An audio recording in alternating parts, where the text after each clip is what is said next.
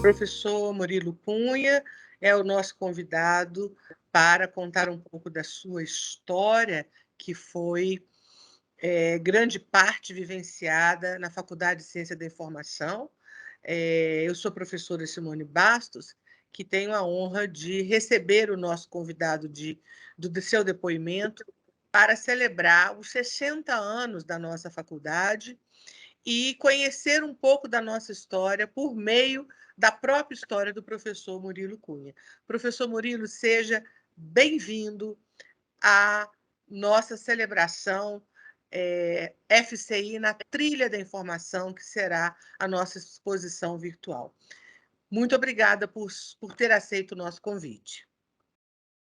Ok, agradeço aí o convite feito para participar desse evento em honra dos 60 anos da Universidade de Brasília, criada em 1962, né? Eu tive contato com a biblioteconomia muito antes de entrar na Universidade de Brasília. Eu trabalhei em 1964 na biblioteca do Colégio Dom Bosco, aqui em Brasília, né? Hoje a biblioteca era coordenada por um bibliotecário que formou-se na Vaticana, o Padre José Vasconcelos. E isso daí foi interessante, que me motivou, em 1965, ao entrar para a Universidade de Brasília como funcionário, a trabalhar na Biblioteca Central da UNB, onde fui secretário por alguns anos do nosso querido professor e diretor Abner Vicentini. Em 1965, quando primeiro ano na UNB, como funcionário, eu participei como aluno especial do então recém-criado curso de biblioteconomia, um aluno especial da primeira turma, né, que teve início naquele ano. Pois bem, em 1966 eu fiz o vestibular e entrei para o curso de biblioteconomia, tendo terminado o curso em dezembro de 1968, um ano muito difícil, né, para o Brasil, especialmente para o UNB, porque os problemas políticos afetaram enormemente a Universidade de Brasília. E, por exemplo, a minha formatura, que ia ser realizada no auditório Dois Candangos, dentro do campus da UNB, foi cancelada. E tivemos que rapidamente procurar um auditório para realizar aquela cerimônia. Esse auditório foi conseguido e foi feito a solenidade no auditório da Petrobras, aqui na L2 Norte, em Brasília. A partir de 69, então, eu continuei no UNB já como bibliotecário e tendo trabalhado até 1975, quando então fui para o Ministério das Minas e Energia, acompanhando o professor Abner Vicentini, que foi designado diretor da documentação do Ministério. E trabalhei então de 75 a 78, 77, como bibliotecário do Ministério das Minas e Energia. Em 1978, eu ingressei como aluno do mestrado da Universidade Federal de Minas Gerais, tendo concluído e defendido a tese em dezembro de 1978. Já nessa época, eu tinha saído do Ministério em 78 e fui para ser professor de biblioteconomia na UNB. 78 foi um ano muito difícil, né? Como professor, jovem professor, né? Que recebe muitas disciplinas, principalmente disciplinas novas, né? E uma delas foi a disciplina reprografia. E aqui é importante agradecer de viva voz a ajuda da professora Anice de Figueiredo, que me cedeu todo o seu material didático e eu pude lecionar reprografia com menos dificuldades. 78 também foi um ano em que eu lecionei 3 disciplinas no primeiro semestre e mais 3 no segundo semestre. E, ao mesmo tempo, estava preparando a minha tese. Então, uma vez por mês, eu saía de Brasília de ônibus à noite, sexta-feira à noite, e chegava em Belo Horizonte, ao sábado de manhã, para conversar com a minha orientadora. E lembrando que naquela época nós não tínhamos internet, nem e-mail, etc. Então as comunicações eram mais difíceis.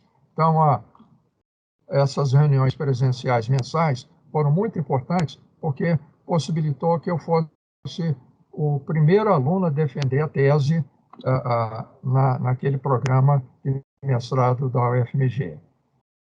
Em dezembro, eu defendi em dezembro e na UFMG, e no dia 2 de janeiro eu saí para cursar o meu doutorado na Universidade de Michigan, na cidade de Ann Arbor. Foi algo interessante. Primeiro, choque térmico, vamos dizer assim, porque eu saí do verão aqui de Brasília, em pleno janeiro, né? 2 de janeiro, com 32, 35 graus, e chegando a Detroit, no aeroporto, com menos 15. Então, isso foi no fim de semana, no mesmo fim de semana, lá as lojas praticamente todas abrem fim de semana, e eu tive que comprar sapatos adequados e roupas e casacos mais fortes para aguentar aquele frio. Foi uma experiência muito interessante. Terminei o doutorado em 1982 e retornei ao UNB em 1982, quando ingressei também no curso de mestrado e anos depois também no curso de doutorado. Foram anos muito interessantes, né, na Universidade de Brasília, porque além de ser professor de biblioteconomia, chefei alguns cargos. Fui chefe de departamento, o antigo departamento de biblioteconomia, fui diretor da faculdade que congregava, era a maior faculdade na UNB, congregava 7 cursos de graduação, e foi um período interessante. Além disso, por 2 oportunidades, eu fui diretor da Biblioteca Central da UNB. Então, a minha vida profissional é uma vida acadêmica e uma vida profissional. Quer dizer, juntei a teoria com a prática, e a prática a teoria. Eu acho que isso me ajudou bastante nas aulas que eu ministrava, porque a maioria das coisas que eu ensinava eu sabia fazer e já tinha passado, já tinha tido experiência anterior. Professor Murilo, então, o senhor, desde o início, optou pela biblioteconomia, né? Sua vida dedicada, toda dedicada à área de biblioteconomia. Então... Eu também cheguei a fazer o curso de graduação em administração. Infelizmente, devido ao mestrado, eu tive que interromper o curso de administração, faltavam só 3 disciplinas para terminar o curso. E esse curso foi muito importante para mim, porque me ajudou bastante no mestrado, que eu fui fazer um mestrado em administração de bibliotecas. E eu praticamente já tinha o curso de administração quase concluído. Isso me ajudou bastante, não só no mestrado, mas também no doutorado e na gestão da Biblioteca Central da UNB. O professor, você hoje é o editor, né, da revista da nossa faculdade, e, além de ser o editor da revista, teve um grande trabalho em parceria com a professora Cordela Robalinho, do dicionário, né, do glossário de biblioteconomia. Conta um pouco também, quer dizer, além de ser professor, de ser um grande administrador, inclusive trouxe na época para a BCE os avanços da tecnologia de informação, de tudo que você aprendeu, digamos assim, entre aspas, se é que ainda se aprende, não é, na verdade, essa sua experiência, né, nos Estados Unidos trouxe para dentro da BCE. Então, conte para a gente sobre esse glossário. Você também tem um blog que fala sobre a questão das bibliotecas digitais e trouxe para a gente os grandes avanços dessa questão da automação das bibliotecas, né? Você foi na pós-graduação também. Então, vamos estender um pouco mais essa sua experiência na história da nossa faculdade, dos seus livros, dos seus artigos, dos seus orientandos. Por favor, conte mais, vamos aprofundar. Obrigado. Bom, em relação ao dicionário, foi uma obra de 15 anos. Eu e Cordélia elaboramos durante 15 anos essa obra. Mas, infelizmente, nos últimos 5 anos, a Cordélia teve um problema mudou para o Recife, teve um problema de saúde, né? E veio, inclusive, a falecer. Então, eu terminei essa obra sozinho no final. Tive a sorte de ter uma editora, nova editora, né? Que foi a Briquet de Lemos Livros, e o Briquet, como editor, não só a parte comercial, mas também a parte de conteúdo ajudou bastante, deu muitas indicações, muitas sugestões para transformar num bom dicionário. Nesse momento, a obra, infelizmente, está esgotada, mas ela está disponível no formato digital no repositório institucional do ANB, entre outras bibliotecas digitais. Eu estou elaborando, já há alguns anos, uma nova edição. Essa nova edição já está quase pronta e foi ampliada. A primeira edição foi mais voltada para a biblioteconomia e arquivologia. Essa nova obra, cujo título provavelmente vai ser Dicionário de Ciência da Informação, o próprio título já está mostrando um novo escopo do conteúdo, com bastante coisas ampliadas da biblioteconomia, da arquivologia, os principais termos da museologia, novas áreas como gestão de pesquisa, gestão de dados, toda a parte de métricas da informação, centrometria, bibliometria, né? Toda a área tecnológica nova que está sendo incorporada às bibliotecas, aos arquivos e aos museus, foram incluídas nesse dicionário. Existe um subproduto da primeira edição que deve talvez ser lançada no ano que vem, que eu estou chamando de um novo dicionário. Agora virei uma fábrica de dicionário. Eu estou chamando de dicionário histórico da biblioteconomia. Na primeira edição, eu elaborei pequenas biografias de bibliotecários brasileiros e estrangeiros, né?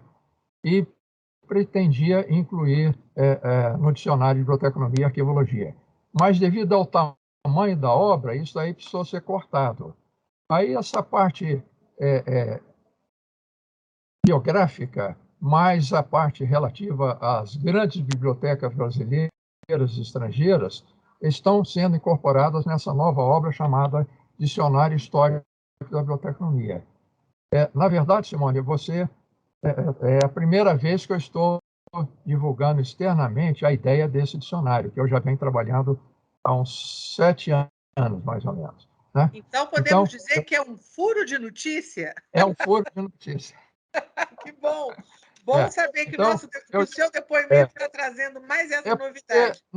Nós não temos, com exceção do Quem é Quem na Biblioteconomia Brasileira, que é de 1968, nós não temos dados biográficos dos nossos colegas, dos importantes colegas que trabalharam em prol do desenvolvimento da nossa área. Não é verdade? Então, a gente tem que honrar o suor do trabalho desses colegas que nos antecederam. Então, é uma obra muito interessante. Também inseri nessa nova obra uma cronologia da biblioteconomia estrangeira e da brasileira. Então, é interessante verificar, né, comparando determinadas coisas que ocorreram no exterior, alguém pode até fazer um estudo. Quando que apareceu no Brasil? Quando teve seu reflexo? Isso aí dá uma bela pesquisa de biblioteconomia comparada. Exatamente, é uma linha do tempo comparativa, né? Brasil e mundo. Puxa, bacana, professor Murilo. Agradecemos antecipadamente essa sua colaboração. Em relação à revista, a RIS, a Revista Ibero-Americana de Ciência e Informação, que eu venho como editor já por 7 anos, né? E precisamos agora trocar de editor, que eu acho que é salutar essa alternância, né, de cargos, né? Tem sido uma experiência muito interessante, mas também, Simone, não foi a primeira experiência. A minha primeira experiência como na parte editorial foi na revista Biblioteconomia de Brasília. Eu, Briquet e Aníbal formávamos o comitê editorial da antiga revista Biblioteconomia de Brasília, no início, de 1973. Foi a primeira revista do curso de biblioteconomia, né? É. Então, foi importante, né? Infelizmente, por dificuldades, a revista teve que parar, né? Mas ela teve um papel vital, né, na disseminação da informação no Brasil, informação técnica no Brasil. E a nossa RICE, a Revista Ibero-Americana de Ciência e Informação, veio, em parte, cumprir essa lacuna deixada pela RBB. Professor Murilo, com essa sua vivência no exterior, pelo Brasil e com a sua história de edição, né? Quando você cria revistas e trabalha, como você mesmo mencionou, você está criando um dicionário, refazendo, fazendo um novo quem é quem. Então, você pode analisar quais exatamente as dificuldades, os desafios de um curso de biblioteconomia. Especificamente no nosso curso, quer dizer, você foi um dos fundadores do curso, inclusive, de pós-graduação na nossa faculdade. Que desafios foram esses, e são até hoje, para a nossa existência, né, do curso de biblioteconomia? Bom, para início de resposta, eu acho que vale a pena mencionar que eu fui um privilegiado por ter tido professores de primeiríssima qualidade, né? Professor Abner Vicentini, professor Rubens Borba de Moraes, professor Edson Nery da Fonseca, professora Cordélia Cavalcante, né? Professor Briquet de Lemos, né? Foram todos pessoas que eram entusiastas na nossa área. E isso talvez tenha transmitido esse gene, né, no sentido de sempre batalhar pela nossa profissão e crescimento da biblioteconomia brasileira. Eu lembro, nos anos 60, o professor Rubens Borba de Moraes falava que, nos anos 60 e até meados de anos 70, aqui em Brasília a gente precisou importar bibliotecários, que não tinham bibliotecários. Nós importamos bibliotecários do exterior, nós tivemos bibliotecários formados pela Escola de Medellín, né? 2 bibliotecários, um colombiano e um peruano. Tivemos 7 bibliotecários americanos que ficaram conosco durante 2 anos, vindos pelo Corpo da Paz, né, o Peace Corps. E isso por quê? Porque havia pouquíssimos bibliotecários no Brasil e pouquíssimos em Brasília. Aí o professor Rubens Borba, naquela época, falava, olha, há um momento que a gente precisa formar o bibliotecário operário, aquele que vai desbravar, né, criar as novas bibliotecas, processar todo esse material, esse backlog de atraso das bibliotecas. Mas vai chegar um momento em que nós vamos precisar criar bibliotecários gerentes e bibliotecários dinamizadores, né, que melhore a situação da biblioteconomia brasileira como um todo. Eu acho que nós estamos passando por esse momento. Quer dizer, o controle bibliográfico hoje já praticamente 100%. Então, determinadas áreas da biblioteconomia já estão facilitadas, inclusive pela tecnologia da informação. Mas tem áreas em que nós precisamos desbravar mais. A área de desenvolvimento de coleções, a criação de bibliotecas digitais, a indexação desse material, a formação dos nossos usuários, né? Alguns já falam, agora com a internet não precisa mais de biblioteca. Muito pelo contrário, as pessoas não sabem buscar a informação, as pessoas ficam perdidas com essa informação e o mundo do fake news também, né? Então, há grandes áreas em que nós precisamos explorar. Eu acho que é o desafio de todos nós hoje. Então, falando agora sobre a questão da afetividade, professor Murilo, qual seria, em sua memória, um fato que foi vivenciado, que marcou a sua trajetória sentimental, digamos assim, em relação à sua formação, ao curso de biblioteconomia? Que memória, digamos, afetiva você tem da sua formação, do curso de biblioteconomia, da nossa faculdade? Nós tivemos, no início da criação da UNB, né, já estava no plano orientador da UNB a criação de uma faculdade de informação científica e tecnológica. Infelizmente, isso demorou algum tempo, né? Nós fomos criados como curso, depois foi criado o departamento e, finalmente, a criação, né, a retomada da faculdade, hoje chamada Faculdade de Ciência da Informação. Eu acho que a criação da FCI, Faculdade de Ciência da Informação, foi uma grande vitória que os professores de biblioteconomia, museologia e arquivologia conseguiram nos últimos tempos. Quer dizer, retomando, né, aquela ligação histórica que tínhamos em 1962, quando a UNB foi fundada. Eu acho que foi um marco fantástico. Agora, isso também cria novos desafios, porque estão integrados numa mesma faculdade arquivistas, bibliotecários e museólogos. Então, temos muitas coisas em comuns e algumas coisas são específicas de cada área. Isso precisa ser entendido por todos. Sob a sua experiência, qual é o valor da biblioteconomia e do bibliotecário na nossa sociedade atual, como você mencionou a questão das novas tecnologias? Vamos aprofundar um pouquinho mais do papel do bibliotecário diante dessas questões tecnológicas. Bom, a biblioteca no Brasil é um equipamento cultural muito difícil. Para vocês terem ideia, até 1808 era proibido imprimir livros no Brasil. Havia um decreto, né, real, né, proibindo a impressão de livros. As primeiras escolas universitárias, os primeiros cursos universitários no Brasil, também foram depois de 1808. Né?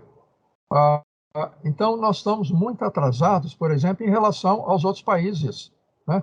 Lembrando que na República Dominicana, em 1538, hoje a República Dominicana, foi criada a primeira universidade da América Latina, primeira universidade das Américas, né? Porque as primeiras universidades americanas do século XVII. Então, infelizmente, Portugal, com aquela política na época, atrasou bastante o crescimento intelectual, porque o jovem brasileiro tinha que ir para Portugal estudar, né? E muitas vezes ele não retornava, né? Isso prejudicou bastante o crescimento. Nos últimos anos, nós temos tido a expansão do ensino superior, né? Nos últimos anos, temos também tido a expansão, né, a universalização do ensino primário, né, o ensino fundamental. Mas não existe ainda o hábito de leitura, né, não está arraigado no Brasil. Então, há uma grande dificuldade de atração de novos leitores para as bibliotecas. há, ao mesmo tempo, uma falta de biblioteca nas escolas, né? E aí a professora, que também não lê, tem dificuldades, são poucas bibliotecas escolares e pouquíssimas bibliotecas públicas nas cidades. E aquele círculo vicioso precisa ser quebrado. Quer dizer, nós precisamos ter mais bibliotecas nas escolas, e isso foi visto agora na pandemia, né? Milhões de estudantes brasileiros tiveram dificuldade para acessar o material didático, né? O material para leituras, porque as poucas escolas que tinham biblioteca, elas estavam fechadas, né? E o que é que nós vimos aqui hoje? Estudantes consultando o seu material pelo celular, porque, infelizmente, o computador ainda não é um equipamento tecnológico existente em todas as casas brasileiras, né? E vimos que famílias estavam compartilhando um celular para 2, 3 ou mais crianças, né? E, além disso, o acesso restrito, tendo em vista o alto custo das telecomunicações aqui no Brasil. O acesso à internet ainda é muito caro em nosso país. Então, nós temos que estimular a criação de bibliotecas públicas. Tem muitos municípios brasileiros que não têm biblioteca pública. Nós precisamos estimular a criação de bibliotecas escolares, rede de bibliotecas escolares, né, que nós já deveríamos ter aqui em Brasília, né, e dinamizar as redes das bibliotecas públicas estaduais, né? E, obviamente, uma maior coordenação entre as bibliotecas universitárias. Nós chegamos a ter, no MEC, né, um Programa Nacional de Biblioteca Universitária, mas, infelizmente, aquele programa foi descontinuado. Uma das coisas que a gente vê aqui no Brasil é que não há muita sequência dos programas governamentais na nossa área. Pouquíssimas ações de programas têm continuidade por décadas. O Comut, por exemplo, é um bom exemplo, né? Mas o Bibliodata Calco, que seria importantíssimo para ajudar a catalogação, a reduzir o backlog das nossas bibliotecas, praticamente está fechado. Por quê? Houve dificuldade por parte das bibliotecas especializadas e por parte das bibliotecas universitárias. Então, talvez hoje, com a pandemia, a palavra-chave mais importante seja cooperação, né? A cooperação através das redes, né? O exemplo da Rede Rupi é fantástico, né? Que vocês lá, encabeçado pelo Senado Federal, conseguiram, né, interligar a Biblioteca dos Três Poderes aqui na Praça dos Três Poderes. Isso é fantástico. Isso precisava ser estendido para outros lugares, precisava ser estendido para outros tipos de bibliotecas, de repente, congregando também as bibliotecas universitárias e as bibliotecas públicas. Eu sei que é desafiador, né, quando se amplia, né, a incorporação de novas entidades, tendo em vista os conflitos entre os três poderes, né, o legislativo, o judiciário e o executivo. Nem sempre é muito fácil o relacionamento entre os três poderes, mas é algo que nós bibliotecários precisamos enfrentar. Então, qual seria um, uma forma, vamos dizer assim, de se encontrar uma maior valorização do bibliotecário? O que o profissional bibliotecário precisa para ser mais valorizado na nossa sociedade? Precisa também de ter um marketing da profissão. Nós falamos muito pouco da nossa profissão, né? A nossa profissão, e isso Lancaster, nosso guru, F.W. Lancaster, antigo professor da Universidade de Illinois, já fala há mais de 50 anos, falava há mais de 50 anos, né? A desinstitucionalização da profissão. O que quer dizer isso? Nós ficamos muito ligados ao prédio biblioteca e deixamos de lado a informação, né? Nós temos que mostrar que o bibliotecário é o gestor da informação, organizador da informação. E, para isso, nós aprendemos uma série de disciplinas, né? A organização da informação, indexação, classificação, tesauros, né?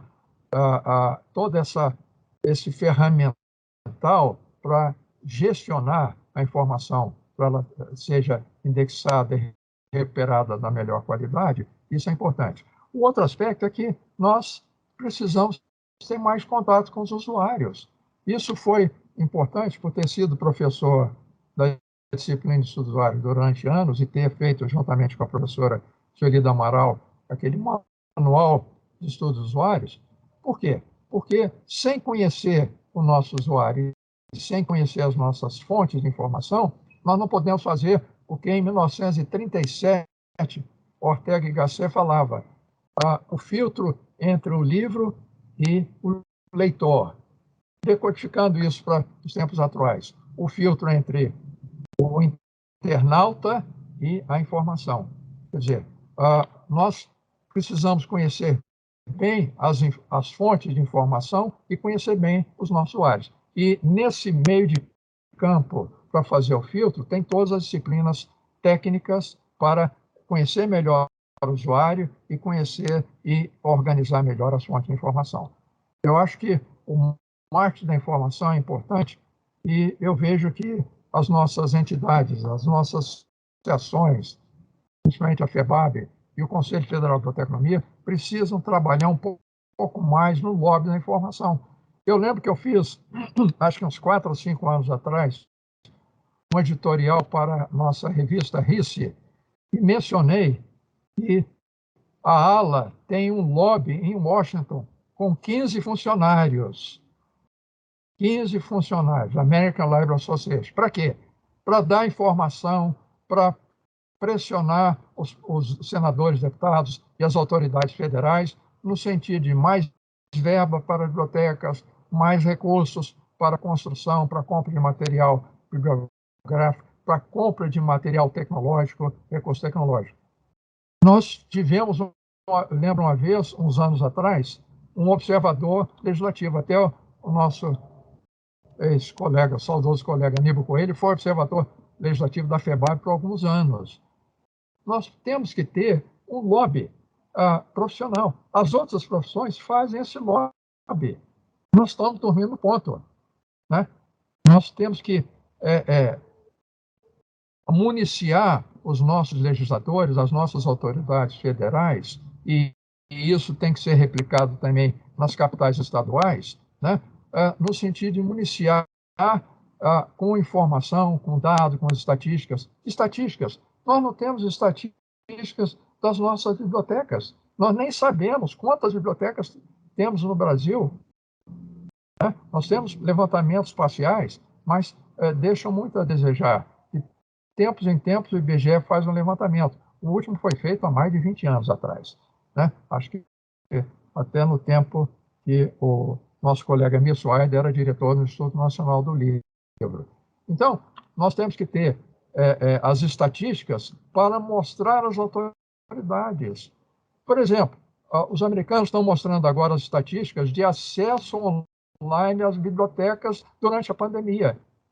Quantos usuários acessaram as bibliotecas para fazerem download de coisas que gostariam de ter mais facilmente e mais acessível? Nós não temos esse dado. Então, nós precisamos de marketing da profissão, nós precisamos de ter um controle das estatísticas e um controle das nossas entidades. Anos atrás, quando eu fui presidente do Conselho Federal de Biblioteconomia, a cada 6 meses eu lançava uma estatística do número de bibliotecários por estados. Isso era feita a divulgação. Nós não temos esse dado hoje. Quantos bibliotecários tem no Brasil hoje? Não tem esse dado no Conselho Federal de Biblioteconomia. Então, vocês notam que nós somos muito primários, né, na organização da informação sobre nós mesmos. É isso que eu estou advogando aqui nesse nosso bate-papo. Então, professor Murilo, uma das coisas mais importantes para ser valorizada é dizer: eu existo, eu estou fazendo isso, e o Brasil pode melhorar a partir da biblioteca e da informação. Ou seja, quem somos, onde vamos e o que fazemos. Temos que dizer. Essa que é a verdade. O marketing profissional é essencial. Isso realmente... ou seja, o bom profissional, a boa biblioteca, também nasce a partir da sua... mostrando para onde, o que faz, né? Isso é essencial. Professor Murilo, nós estamos já finalizando aqui o nosso bate-papo e gostaria de fazer agora um pedido, digamos assim.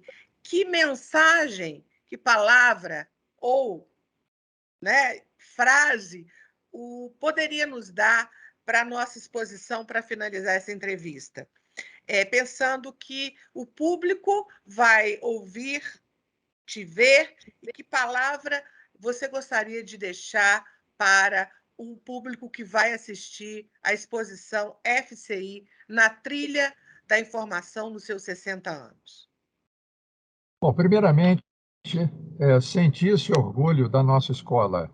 A nossa escola, a FCI, tem uma longa tradição, né? Que vai completar 60 anos em 2025 do curso de biblioteconomia na UNB, 60 anos de criação. Aqueles professores que nos antecederam trabalharam arduamente para que hoje pudéssemos ter esse sucesso que temos, né? Nós temos mais de 1.000 alunos na graduação e mais de 200 alunos na pós-graduação. Isso é um legado muito importante. Nós já formamos, né? Eu não tenho esse dado aqui, mas nós já formamos centenas e centenas de bibliotecários, arquivistas e museólogos. Nós temos feito esse papel importante, né, de formação da mão de obra qualificada, não só a nível de graduação, mas também a nível de pós-graduação. Então, acho que o aluno e o ex-aluno, a propósito, nós precisamos atrair o ex-aluno também para conhecer a nossa faculdade. Então, todos nós, alunos, ex-alunos, professores e ex-professores, devemos nos orgulhar da nossa tradição dentro da Faculdade de Ciência da Informação. E, ao mesmo tempo, aqueles que estão presentes hoje, né, lutando, lecionando, pesquisando, devem ter em mente que muita coisa precisam ser feitas. Eu até parodiando o nosso antigo reitor, Darcy Ribeiro, né, o Brasil é um país que tem problemas brasileiros. Eu acho que a biblioteconomia brasileira tem muitos problemas a serem estudados. E eu vejo com um enorme manancial de pesquisa e estudos tentar resolver os nossos problemas que são importantes para que a nossa sociedade brasileira seja mais letrada e mais instruída. Eu acho que nós podemos e devemos trabalhar para o sucesso disso com toda a nossa força. Muito obrigado. Professor Murilo, aqui, em nome da nossa faculdade, dos equipes que estão organizando essa exposição, quero agradecer realmente a sua colaboração durante todos esses anos para a Universidade de Brasília, né? Quer dizer, a sua história, você foi meu professor, foi um grande inspirador sempre em minha vida, com certeza. E quero aqui, então, agradecer a sua história e a sua competência, a sua dedicação para a nossa faculdade. Muito obrigada, professor Murilo. Ok, senhor. Muito obrigado.